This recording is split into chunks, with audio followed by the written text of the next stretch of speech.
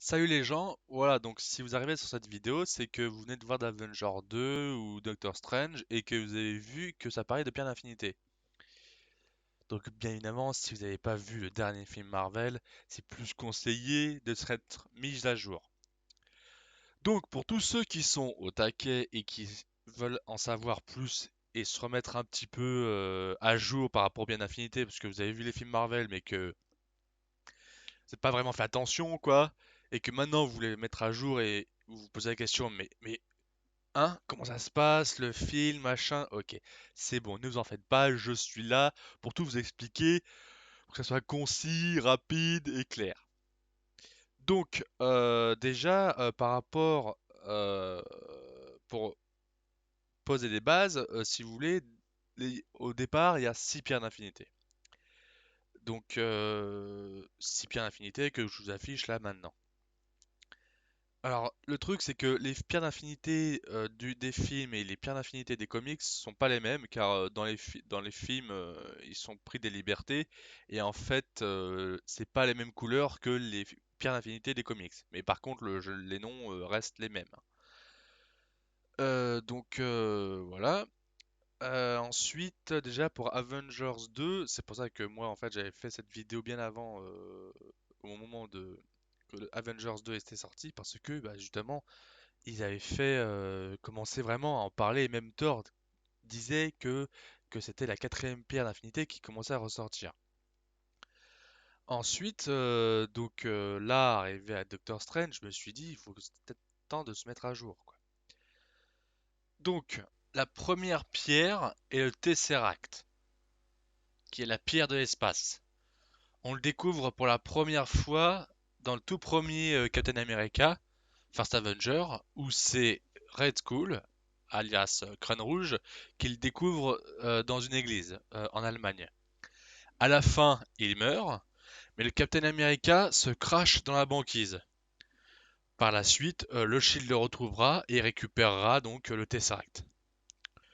Ensuite, dans le premier Avenger, Loki se servira du Tesseract pour se téléporter dans le QG des Avengers, enfin du Shield, et envoûtera au passage de Dr. Selvig et Œil de Faucon, avec le sceptre, qui est passé par le chef des Chitauri. Ensuite, il se servira donc du Tesseract pour faire un trou de verre dans le ciel pour que l'armée des Chitauri vienne rejoindre Loki pour envahir New York. À la fin, Loki se fait battre par les Avengers et ramène le Tesseract, enfin Thor ramène le Tesseract avec Loki à Asgard. Donc pour la première pierre, c'est fait. Ensuite, on a l'éther, qui est la pierre de la réalité qu'on découvre pour la première fois dans Thor 2, le monde des ténèbres, qui est découverte par Jane Foster à cause de la convergence où les mondes s'entrecroisent. Sauf que cette dernière est convoitée par Malekith, le méchant de l'histoire, convoité par Malekith, la pierre, hein, par Jane Foster. Et puis du coup à la fin il meurt et dans la vidéo post-générique on voit Sif et Vlastag remettre l'éther au collectionneur. Et ouais. Et du coup on sera mal parce qu'à mon avis je pense qu'il est de mèche avec Thanos. Mais ça on saura bien parce que il dit plus que 5. Enfin bon ça voilà. En tout cas ça c'est fait. Ensuite, on a l'orbe, qui est la pierre du pouvoir, qu'on découvre pour la première fois dans Les Gardiens de la Galaxie, où c'est Peter Quill alias Star-Lord qui découvre cette dernière dans un temple sur la planète Morag. Sauf que entre-temps, il y a des gardes de Ronan qui essaieront de lui voler. Du coup, quand Peter Quill arrive chez le marchand pour lui dire qu'il y a des gardes de Ronan qui essayent de lui voler, tout de suite le marchand lui dira qu'il ne veut plus être mêlé à cette histoire et il lui demandera de quitter le magasin. Du coup, Peter Quill, en sortant, fera la connaissance de Gamora, fille adoptive de Thanos, mais qu'il prêtera à Ronan pour voler l'orbe. Seulement Gamora décidera de trahir Ronan pour vendre l'orbe à une tierce personne. Et cette tierce personne est donc le collectionneur qu'on a découvert dans la gemme précédente, qui nous permettra d'en savoir davantage sur les pierres d'infinité, et donc d'apprendre que l'orbe contient une pierre d'infinité. Seulement entre-temps, il y a Drax qui appellera Ronan pour se venger de Ronan. Aussi simple que ça. Cela dit, suite à cela, s'enchaînera une course-poursuite entre Nebula, fille de Thanos, et Gamora, et Nebula explosera Gamora, mais Star-Lord réussira à la sauver. Suite à cela, comme Ronan sait que dans l'orbe il y a une pierre d'infinité, il dit à Thanos qu'il a plus besoin de lui et qu'il ira exterminer tout seul les Xandariens sur Xandar. Et une fois sur Xandar, Ronan dit c'est quoi ces canards de galaxie? Et il a sa pierre avec lui. Il a la pierre d'infinité avec lui. Du coup, les Gardiens de la Galaxie deviennent les Gardiens de la Galaxie. Et voilà, ils arrivent à tuer Ronan. Du coup, les Gardiens de la Galaxie décident de remettre l'orbe au corps de Nova. Et voilà, tout finit bien. Puis ensuite vient le moment du sceptre de Loki, qui est la pierre de l'esprit, qui est, comme je vous l'avais dit tout à l'heure, découvert dans le tout premier Avenger, qui est passé par le chef d'Ishitori à Loki afin qu'il puisse mener à bien sa mission de vengeance contre l'humanité et son frère par la même occasion. Il envoûtera donc dans le premier Avenger Dr. Selvig et Œil de Faucon afin qu'ils soient ses pantins, quoi. Il essaiera aussi sur Iron Man, mais comme il a encore son halo en métal, ça marchera pas. Et oui. Et du coup, suite à cela, bon, un peu plus loin dans le film, il se fera laminer par Hulk, mais sévère, quoi, sévère. Puis ensuite, je vous ai mis cette image parce que si vous voulez, dans le premier Avenger, c'est la dernière fois qu'on voit le sceptre. Alors, comme le sceptre est dans les mains de Natasha Romanoff, alias la Veuve Noire, on se dit que logiquement, il revient au Shield. Sauf que, comme vous le savez, dans Captain America 2, on apprend que le Shield est compromis par Hydra. Et oui, c'est moche la vie. Et donc, quand on le découvre dans Captain America 2, le soldat de l'hiver, donc dans la vidéo post-générique, ou je crois même que c'est à la fin, non, c'est dans la vidéo post-générique, on découvre qu'il est ici, aux mains de Baron Strucker. Et j'ai bien regardé le film et je me suis rendu compte qu'il n'y avait aucune séquence où l'on voit les hommes de main de Hydra voler le sceptre. Et c'est pour ça que j'avais vu dans les forums que, bah, évidemment, euh, bien évidemment que j'avais raison, qu'il n'y avait pas de séquence où on voit les hommes de main voler le sceptre. Alors c'est pour ça que sur le moment je me suis dit, mais comment ça se fait? J'ai loupé quelque chose ou pas? Enfin bon. Donc logiquement, on sait que comme le Hydra et le Shield et vice versa, bah, que forcément à un moment donné, durant les combats qu'il y eurent, bah, il y avait des hommes de main qui ont profité de ce moment-là pour voler le sceptre. Ils s'en serviront donc pour optimiser les jumeaux qui donneront le vif argent et la sorcière rouge. Voilà, qu'on découvrira donc dans Avengers 2. Et donc, dans Avengers 2, on découvre la vision. La vision qui au départ où Ultron voulait uploader sa vision dans la vision, dans le corps de la vision.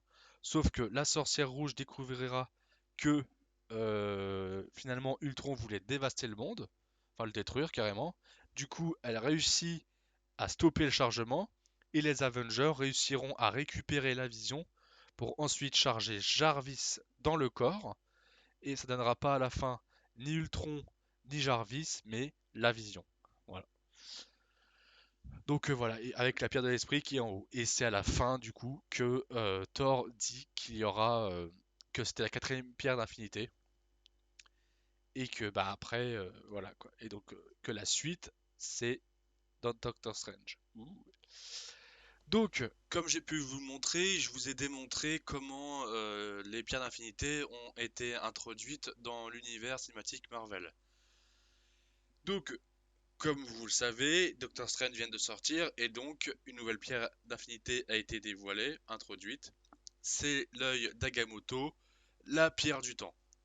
Donc, je ne sais pas si vous en rappelez.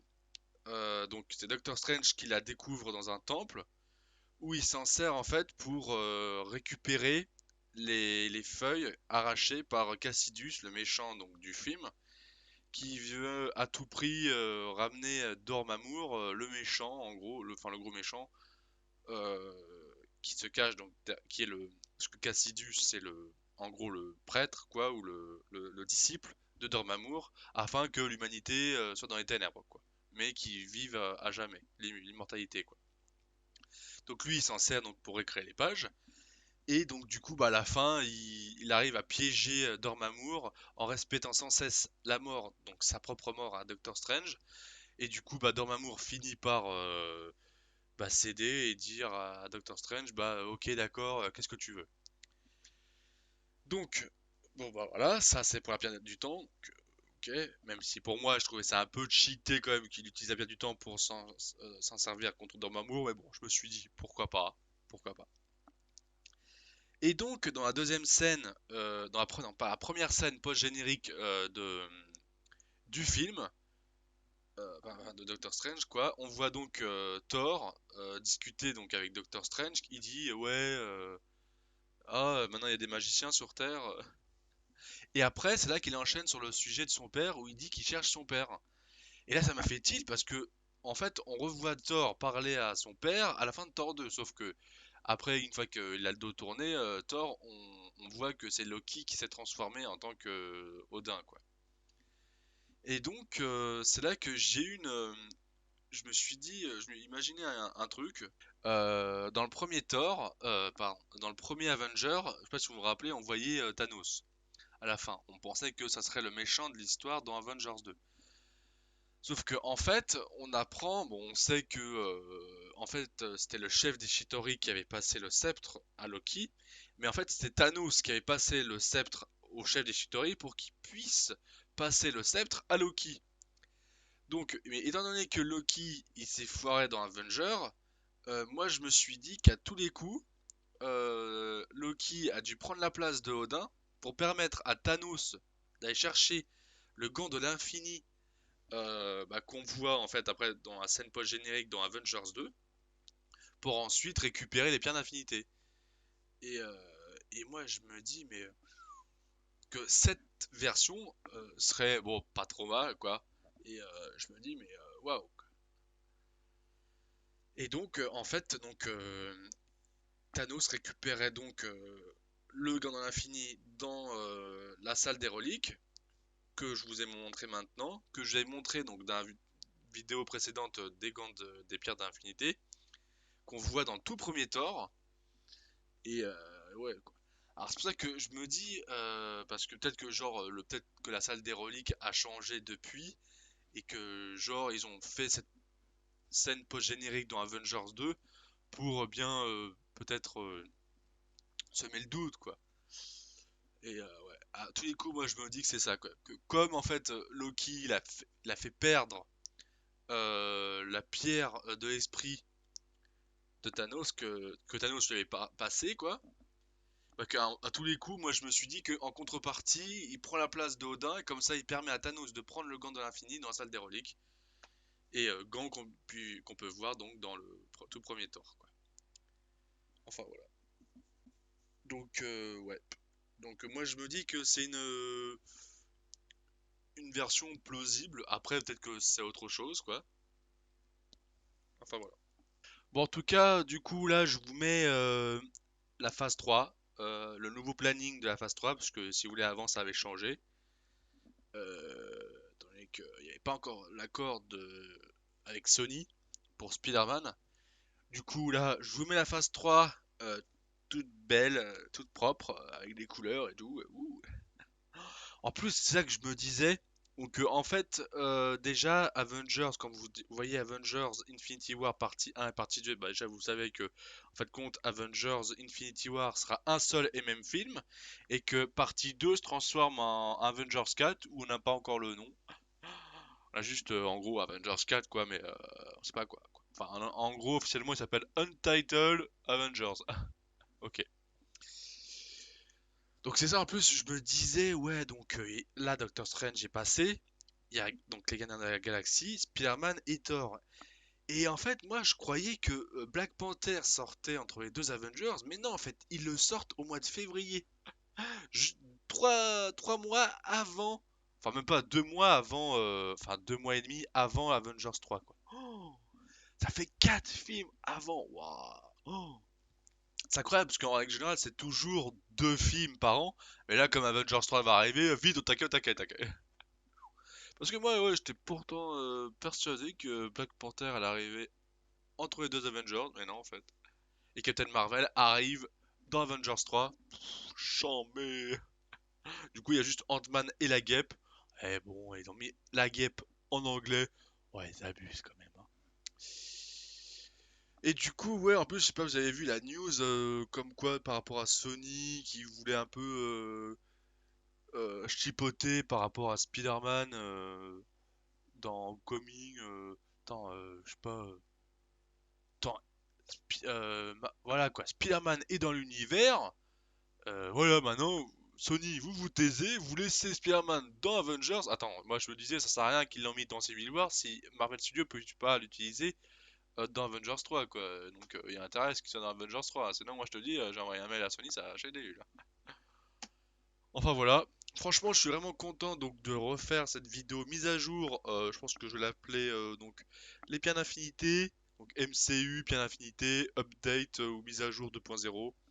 Voilà, je suis vraiment content d'avoir remis un peu, bah, faire une mise à jour de la vidéo.